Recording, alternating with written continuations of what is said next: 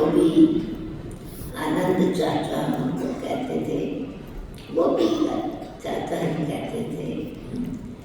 तो दिल्ली में मैंने पहले भी सुनाया कि लेट 50s में हमारा उनसे संबंध सने, उस समय तो वो अभी आनंद काका ज्ञान चाचा ज्ञान में थे, चाची भी ज्ञान में थी।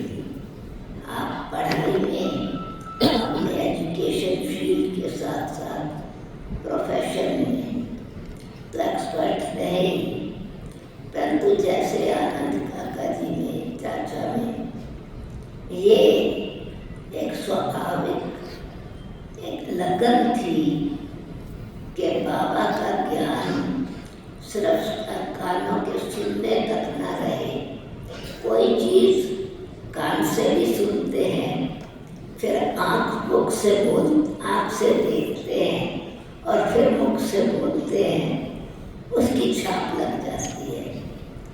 सुना हुआ भूल जाता है, पर किसी ने अगर पढ़ करके अनुभव में लाया, वो जैसे कि भक्ति के शास्त्र पढ़ते हैं, कोई और भी पढ़ के सुनाता है, तो वो एक बेशक कहानी के रूप में अथवा शिक्षा के रूप में अनेकों के पास पहुंचता है। यही भावना कि बाबा का ज्ञान सहारे के पास पहुंचे, सबको मिले।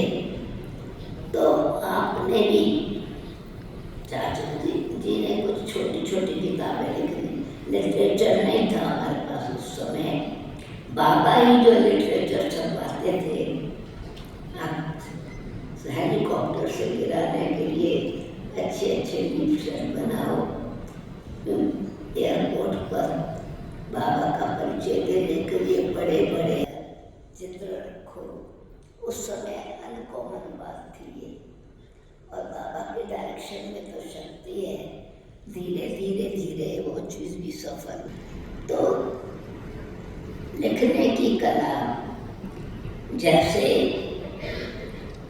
आनंद काका ने शुरू की, मन की शांति, मृत्यु पर विजय कैसे प्राप्त करें, कमल फूल समान जीवन कैसे रहे, मर्यादाएं क्या है, स्टडी क्या है, सब्जेक्ट। तो जो छोटी बातें, कहने में बुक छोटी थी, परंतु वो वास्तव में बेसिस था आत्माओं को।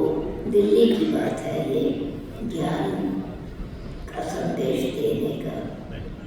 आपने भी जैसे ही बाबा के बच्चे बने, तो आपके पास ही यही प्रेरणा रही कि मनुष्य आत्मा को पढ़ने के लिए न केवल सुनना, परंतु लिटरेचर ज़रूर मिलना चाहिए।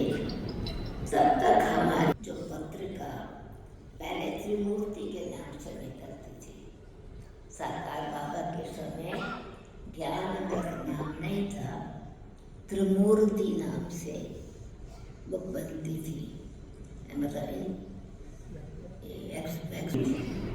फिर आपने प्योरिटी के नाम से पत्रिका निकाली, जिससे क्या है कि न केवल भारतवासी फायदा उठाएं, परंतु पढ़े लिखे लोग भी और विदेशियों के पास भी ये पत्रिका जरूर जाए।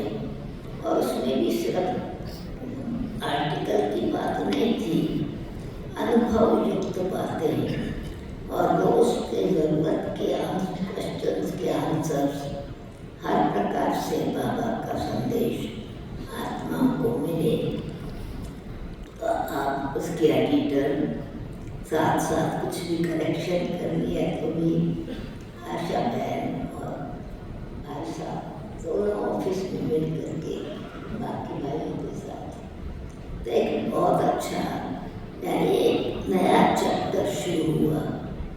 उसने ये देखा कि हम लोगों के अंदर भी उत्साह बना कि हम ये पत्रिका फिर मेंबर्स बनाए जो हिंदी नहीं पढ़ सकते, पढ़े लिखे लोगों के पास भी जाए।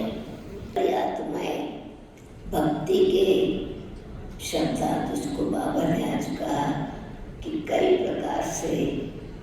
श्रद्धा मनुष्यों के पास अज्ञानता बस चलती है, इसलिए उसको अंधविश्वास कहा जाता है।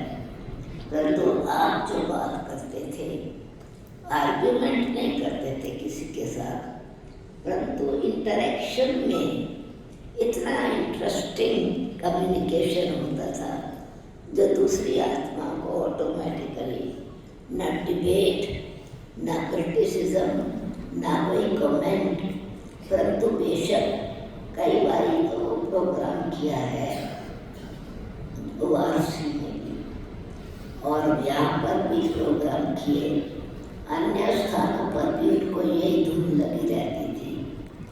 तो गीता ज्ञानदाता बाप ने फिर विद्या सरस्वती स्वरूप जैसे इनका ही बना दिया।